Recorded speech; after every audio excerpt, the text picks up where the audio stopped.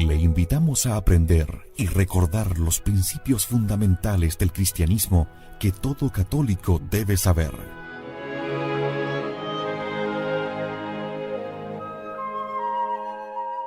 Le invitamos a conservar la doctrina católica y la verdad depositada por nuestro Señor Jesucristo con el Catecismo Mayor de San Pío X en Catecismo en Casa. El Catecismo del último Papa Santo, San Pío X.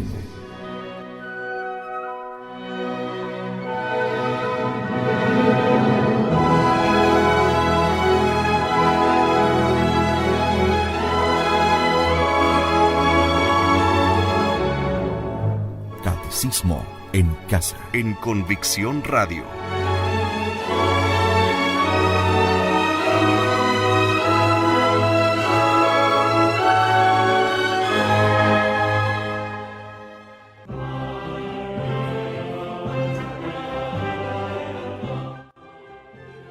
Gusto en saludarlos, amigos. Una vez más llega hasta ustedes, y yo lo hago con mucho gusto, este Catecismo en Casa. Empezamos de inmediato nuestro Catecismo en Casa.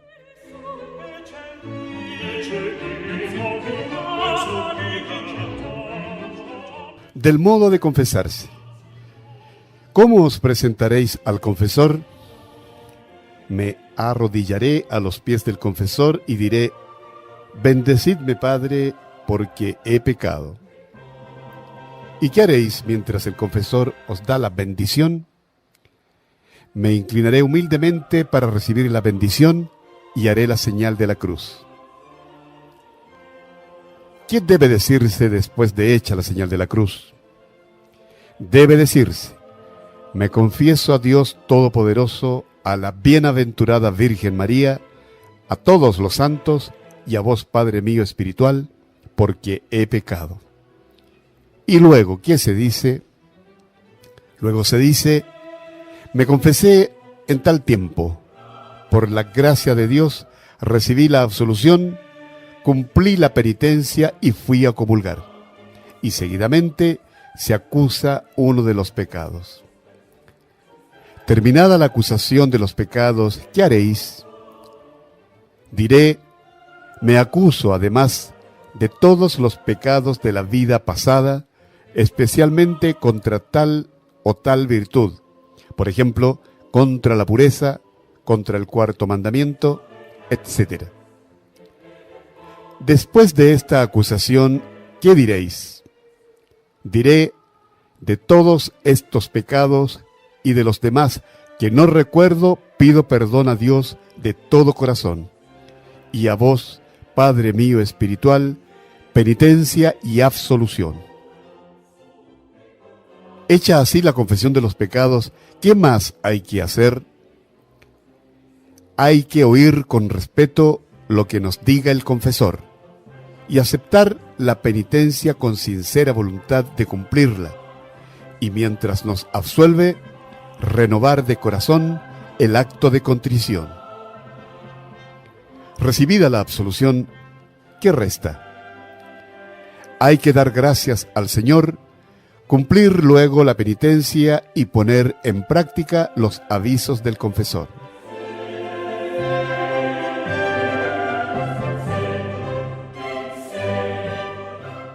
Con respecto a la absolución,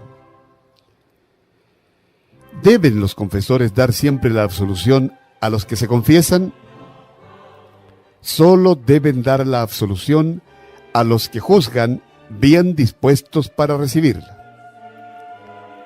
¿Y pueden los confesores diferir o negar alguna vez la absolución? No solo pueden, sino deben diferir o negar la absolución en ciertos casos, para no profanar el sacramento.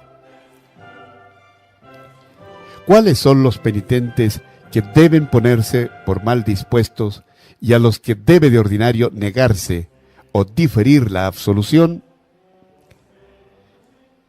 Son principalmente estos.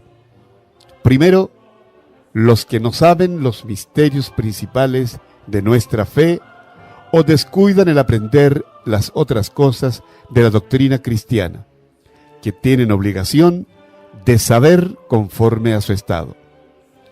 Segundo, los que son gravemente descuidados en el examen de conciencia y no dan señales de dolor ni arrepentimiento.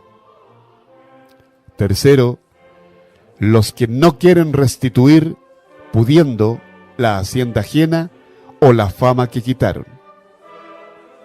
Cuarto, los que no perdonan de corazón a sus enemigos. Quinto, los que no quieren poner en práctica los medios necesarios para enmendarse de sus malos hábitos. Sexto, los que no quieren dejar las ocasiones próximas de pecar.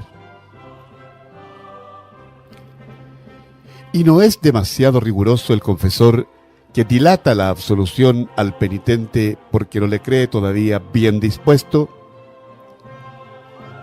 No es demasiado riguroso, antes muy caritativo, portándose como un buen médico que tienta todos los remedios, por dolorosos y ásperos que sean, por salvar la vida del enfermo. Deberá desesperar y retirarse absolutamente de la confesión el pecador a quien se difiere o niega la absolución. No debe desesperar ni retirarse absolutamente de la confesión, sino que debe humillarse, reconocer su deplorable estado, aprovecharse de los buenos consejos que le da el confesor y de este modo ponerse lo más pronto posible en estado de merecer la absolución. ¿Qué ha de hacer el penitente en cuanto a la elección de confesor? El verdadero penitente ha de encomendarse a Dios para elegir un confesor piadoso, docto y prudente, ponerse luego en sus manos y sujetarse a él como a su juez y médico.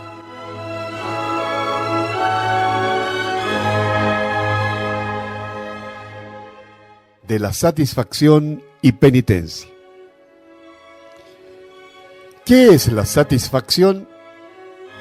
La satisfacción, que también se llama penitencia sacramental, es uno de los actos del penitente con que desagravia en alguna manera a la justicia de Dios por los pecados cometidos, ejecutando las obras que el confesor le impone. ¿Está obligado el penitente a aceptar la penitencia impuesta por el confesor? El penitente está obligado a aceptarla por el confesor, y si no puede cumplirla, ha de decirlo humildemente al mismo confesor y pedir que le dé otra. ¿Cuándo debe cumplirse la penitencia? Si el confesor no ha prescrito ningún tiempo, la penitencia debe cumplirse cuanto antes y procurar cumplirla en estado de gracia. ¿Cómo debe cumplirse la penitencia? Debe cumplirse enteramente y con devoción. ¿Y por qué en la confesión se impone alguna penitencia? Se impone alguna penitencia porque de ordinario, después de la absolución sacramental, que perdona la culpa y la pena eterna, queda una pena temporal que se ha de pagar en este mundo o en el purgatorio. ¿Por qué ha querido el Señor que en el sacramento del bautismo se perdonase toda la pena debida a los pecados y no así en el sacramento de la penitencia? Porque los pecados después del bautismo son harto más graves, como hechos con mayor conocimiento e ingratitud a los beneficios de Dios, y también para que la obligación de satisfacer por ellos sirva de freno para no recaer en el pecado. ¿Podemos satisfacer a Dios por nosotros mismos? Nosotros, por nosotros mismos, no podemos satisfacer a Dios, pero bien lo podemos hacer uniéndonos con Jesucristo, que con los méritos de su pasión y muerte da valor a nuestras acciones. basta siempre la penitencia que impone el confesor para borrar la pena restante debida por los pecados. No basta de ordinario para pagar la pena restante debida por los pecados, por lo cual se ha de procurar suplirla con otras penitencias voluntarias. ¿Cuáles son las obras de penitencia? Las obras de penitencia pueden reducirse a 3 especies, que son oración, ayuno y limosna. ¿Qué se entiende por oración? Se entiende por oración todo género de ejercicios de piedad. ¿Y qué se entiende por ayuno? Se entiende toda clase de mortificación. ¿Y por limosna? Por limosna se entiende toda obra de misericordia espiritual y corporal. ¿Qué penitencia es más meritoria? ¿La que nos da el confesor o la que hacemos por propia elección? La penitencia que nos da el confesor es la más meritoria, porque siendo parte del sacramento, recibe mayor virtud de los méritos de la pasión de nuestro Señor. Van inmediatamente al cielo los que mueren después de recibida la absolución, pero antes de haber plenamente satisfecho a la justicia de Dios. No, Señor. Van al purgatorio para satisfacer allí a la justicia de Dios y purificarse enteramente. ¿Podemos aliviar en sus penas a las almas del purgatorio? Así es. Las podemos aliviar en sus penas con oraciones, limosnas, toda suerte de buenas obras, indulgencias y sobre todo con el santo sacrificio de la misa. Además de la penitencia, ¿qué otra cosa ha de hacer el penitente después de la confesión? Además de la penitencia, si ha perjudicado injustamente al prójimo en la hacienda o en la honra, o si le ha dado escándalo, debe lo más pronto posible restituirle la hacienda, reparar la honra y remediar el escándalo. ¿Y cómo puede remediarse el escándalo que se dio? Haciendo que cese la ocasión del escándalo y edificando con palabras y con el buen ejemplo a los que habíamos escandalizado. ¿De qué manera se deberá satisfacer al prójimo cuando recibió de nosotros alguna ofensa? Pidiéndole perdón o dándole cualquier otra reparación conveniente. ¿Qué frutos produce en nosotros una buena confesión? Una buena confesión, primero, nos perdona los pecados cometidos y nos da la gracia de Dios. Segundo, nos restituye la paz y la tranquilidad de la conciencia. Tercero, nos vuelve a abrir las puertas del paraíso y trueca la pena eterna del infierno en pena temporal. Cuarto, nos preserva de las recaídas y nos hace capaces del tesoro de las indulgencias.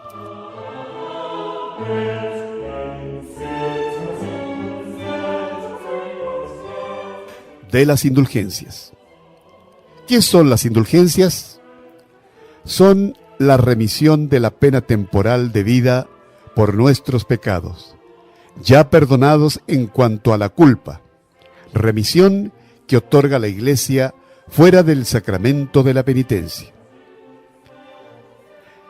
¿De quién ha recibido la Iglesia la facultad de conceder indulgencias? La Iglesia ha recibido de nuestro Señor Jesucristo la facultad de conceder indulgencias. ¿De qué manera la Iglesia nos perdona la pena temporal por medio de las indulgencias? Aplicándonos las satisfacciones sobreabundantes de Jesucristo, de María Santísima y de los santos, las cuales forman lo que se llama el tesoro de la Iglesia. ¿Quién tiene el poder de conceder indulgencias? Lo tiene únicamente el Papa en toda la Iglesia, y el obispo en su diócesis, según la facultad que el Papa le otorgare. ¿De cuántas especies son las indulgencias? Las indulgencias son de dos especies: indulgencia plenaria e indulgencia parcial. ¿Cuál es la plenaria? Es aquella con que se perdona toda la pena temporal debida por nuestros pecados. Por esto, si uno muriese después de ganarla, iría derecho al cielo, libre totalmente de las penas del purgatorio. ¿Qué es indulgencia parcial? Es aquella con que se nos perdona solamente una parte de la pena temporal debida por nuestros pecados. ¿Qué pretende la Iglesia al conceder indulgencias? Pretende la Iglesia ayudar la incapacidad que tenemos de expiar en este mundo toda la pena temporal, haciendo que consigamos, por medio de obras de piedad y caridad cristiana, lo que en los primeros siglos procuraba se obtuviese con el rigor de los cánones penitenciales. ¿Qué se entiende por indulgencia de 40 o 100 días, o de 7 años y otras semejantes? Por indulgencia de 40 o 100 días, de 7 años, etc., se entiende la remisión de tanta pena temporal cuánta se descontaría con 40 o 100 días o con 7 años de la penitencia antiguamente establecida por la Iglesia. ¿Qué caso hemos de hacer de las indulgencias? Grandísimo caso hemos de hacer de las indulgencias, porque con ellas se satisface a la justicia de Dios y más presto y fácilmente se alcanza la posesión del cielo. ¿Qué se requiere para ganar las indulgencias? Se requiere, primero, estado de gracia, al menos en la última obra que se cumple, y pureza aún de las culpas veniales cuya pena queremos se nos perdone. Segundo, cumplimiento de las obras que la Iglesia prescribe para ganar la indulgencia. Y tercero, intención de ganarla. ¿Puede aplicarse también las indulgencias a las almas del purgatorio? Sí, señor. Las indulgencias pueden aplicarse también a las almas del purgatorio, siempre que el que las otorga declare que pueden aplicárseles. ¿Qué es jubileo? Jubileo, que ordinariamente se concede cada 25 años, es una indulgencia plenaria a la que van anexos muchos privilegios y particulares concesiones, como el poder obtener la absolución de algunos pecados reservados y de las censuras, y la conmutación de algunos votos.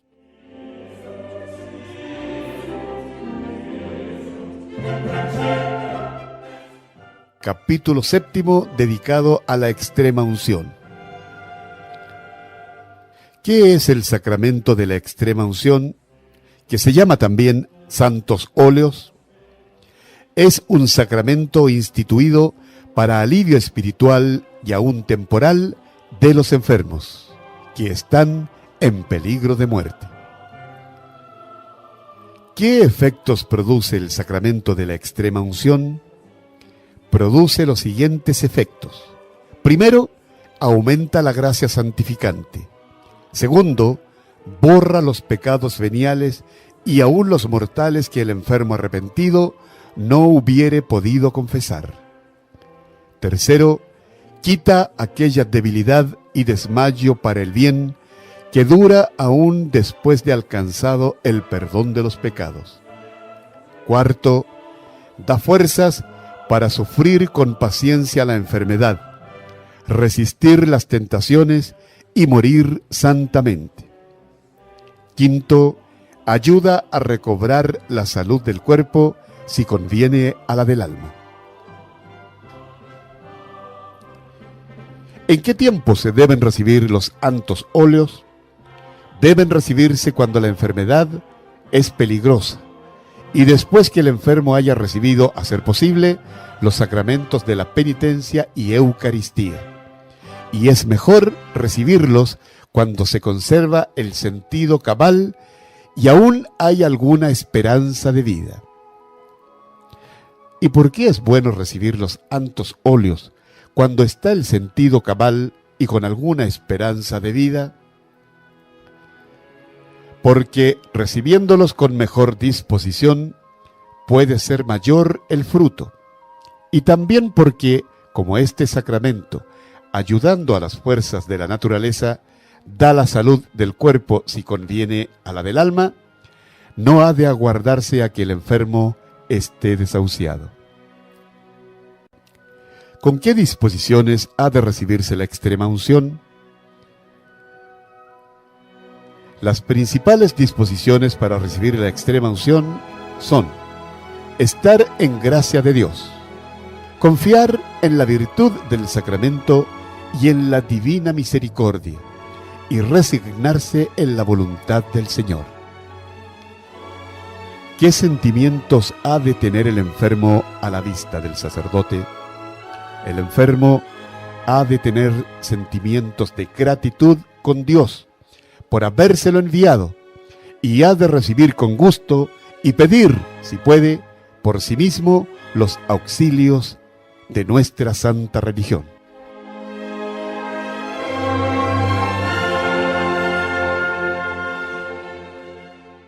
Capítulo 8 del Orden Sagrado. ¿Qué es el sacramento del orden sagrado? Es el sacramento que da la potestad de ejercitar los sagrados ministerios que miran al culto de Dios y a la salvación de las almas, e imprime en el alma de quien lo recibe el carácter de ministro de Dios. ¿Por qué se llama orden? Se llama orden porque consiste en varios grados, subordinado el uno al otro, de los cuales resulta la sagrada jerarquía. ¿Cuáles son esos grados? El supremo entre ellos es el episcopado, que encierra la plenitud del sacerdocio. Después sigue el presbiterado o sacerdocio simple, luego el diaconado, el subdiaconado y las órdenes que se llaman menores. ¿Instituyó nuestro Señor inmediatamente todos los grados del orden sagrado? Jesucristo instituyó inmediatamente los 2 grados superiores del orden sagrado, que son el episcopado y el sacerdocio simple. Por medio de los apóstoles instituyó luego el diaconado, del que se derivan las demás órdenes inferiores. ¿Cuándo instituyó Jesucristo el orden sacerdotal? En la última cena, al conferir a los apóstoles y a sus sucesores la potestad de consagrar la Santísima Eucaristía. Y el día de su resurrección confirió a los mismos el poder de perdonar y retener los pecados, constituyéndolos así los primeros sacerdotes de la nueva ley en toda la plenitud de su potestad. ¿Quién es el ministro de este sacramento? El ministro de este sacramento es solo el obispo. ¿Es pues grande la dignidad del sacerdocio cristiano? Es grandísima, con la doble potestad que le confirió Jesucristo sobre su cuerpo real y sobre su cuerpo místico, que es la Iglesia, y por la divina misión que le encomendó de guiar a todos los hombres a la vida eterna. ¿Es necesario en la Iglesia el sacerdocio católico? Es necesario en la Iglesia, porque sin él los fieles se verían privados del santo sacrificio de la misa y de la mayor parte de los sacramentos. No habría quien los adoctrinase en la fe y serían como ovejas sin pastor, presas de los lobos. En una palabra, no existiría ya la Iglesia tal como la fundó nuestro Señor Jesucristo. Luego, ¿el sacerdocio católico no faltará jamás en el mundo? El sacerdocio católico, no obstante la guerra que mueve contra él el infierno, durará hasta el fin de los siglos, porque Jesucristo ha prometido que las potestades del infierno no prevalecerán jamás contra su Iglesia. ¿Es pecado despreciar a los sacerdotes? Es pecado gravísimo, porque el desprecio y las injurias que se arrojan contra los sacerdotes van a dar contra el mismo Jesucristo, que ha dicho a sus apóstoles: quien a vosotros desprecia, a mí me desprecia. ¿Qué fin ha de tener quien abraza el estado eclesiástico? El fin de quien abraza el estado eclesiástico ha de ser únicamente la gloria de Dios y la salvación de las almas. ¿Qué es necesario para entrar en el estado eclesiástico? Es necesaria ante todo la vocación divina. ¿Qué ha de hacerse para conocer si Dios llama a uno al estado eclesiástico? Primero, hay que rogar fervientemente al Señor que manifieste cuál es su voluntad. Segundo, hay que tomar consejo del propio obispo o de un sabio y prudente director. Tercero, hay que examinar con diligencia si se tiene la aptitud necesaria para los estudios, ministerios y obligaciones de ese estado. ¿Haría mal quien tomase el estado eclesiástico sin vocación divina? Quien tomase el estado eclesiástico sin vocación divina haría un grave mal y se expondría a peligro de perderse. ¿Hacen mal los padres que por motivos temporales inducen a sus hijos a abrazar sin vocación el estado eclesiástico? Cometen una culpa gravísima porque usurpan el derecho que Dios se ha reservado de escoger sus ministros y ponen a sus hijos en peligro de eterna condenación.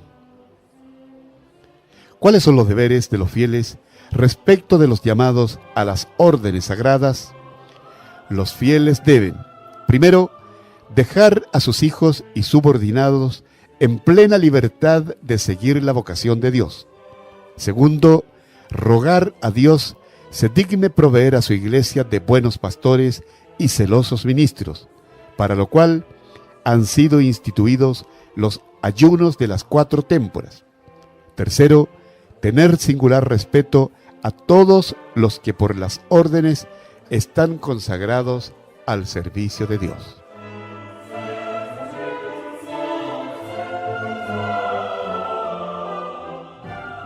Bien, queridos amigos, este ha sido nuestro Catecismo en Casa desde Convicción Radio. Adiós, mis amigos.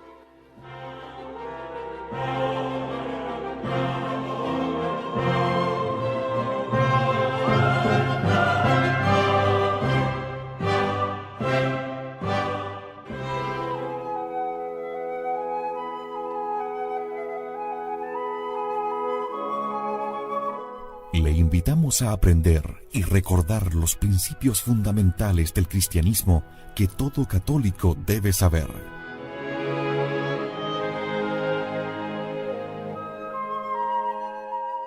Le invitamos a conservar la doctrina católica y la verdad depositada por nuestro Señor Jesucristo con el Catecismo Mayor de San Pío X en Catecismo en Casa. El Catecismo del último Papa Santo, San Pío X.